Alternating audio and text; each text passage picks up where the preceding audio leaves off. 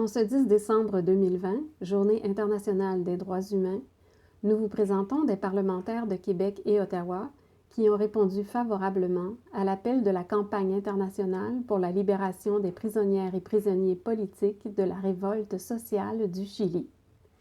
M. Andrés Fontecilla, député de Québec solidaire, a présenté la déclaration à l'Assemblée nationale du Québec. Je cède la parole à M. le député de Laurier-Dorion. Merci, Madame la Présidente. La Journée des droits de l'homme est célébrée chaque année le 10 décembre, jour anniversaire de l'adoption en 1948 par l'Assemblée générale des Nations unies de la Déclaration universelle des droits de l'homme. Aujourd'hui, je voudrais appuyer la campagne internationale pour la libération au Chili des centaines, voire des milliers de prisonniers politiques incarcérés depuis la révolte populaire du mois d'octobre 2019.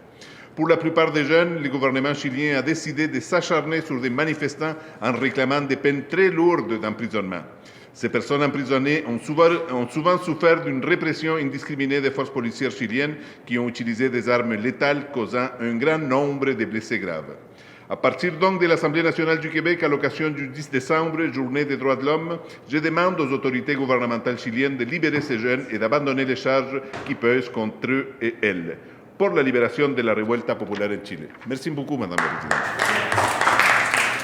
Depuis Ottawa, le député du Bloc québécois Simon-Pierre Savard-Tremblay, qui a participé à la mission québécoise et canadienne d'observation des droits humains au Chili, adhère à la déclaration et s'engage à la transmettre aux intervenants concernés au sein du Parlement fédéral du Canada. Bonjour, ici Simon-Pierre Savard-Tremblay, député de Saint-Hyacinthe-Bagotte à la Chambre des communes. Je suis également porte-parole du Bloc québécois en matière de commerce international. À ce titre, j'ai pu me pencher sur la question des comportements des minières canadiennes à l'étranger, dont au Chili. J'ai bien reçu la déclaration de l'organisme Chile d'Experto International, que vous voyez ici, et qui est présentée dans le cadre de la campagne internationale pour la libération des prisonnières et prisonniers politiques de la révolte sociale 2019 au Chili. Cette déclaration-là, elle est signée par plusieurs intervenants, comme la CSN, comme la FTQ, comme Amnesty International, plusieurs professeurs et chercheurs universitaires également. Je tiens à dire aujourd'hui que j'appuie cette déclaration. J'ai participé en janvier dernier à la mission d'observation au Chili sur ce même sujet.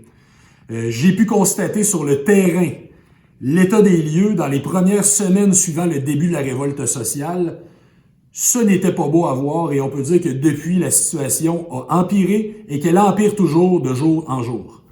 Je vais transmettre le document aux ministres concernés, de même qu'aux porte-paroles qui peuvent être attachés au dossier dans les différents partis politiques, pour m'assurer que les parlementaires prennent conscience et prennent connaissance de l'enjeu. On va évaluer aussi si d'autres actions sont possibles pour nous assurer qu'on se penche politiquement sur la question. Continuez le combat.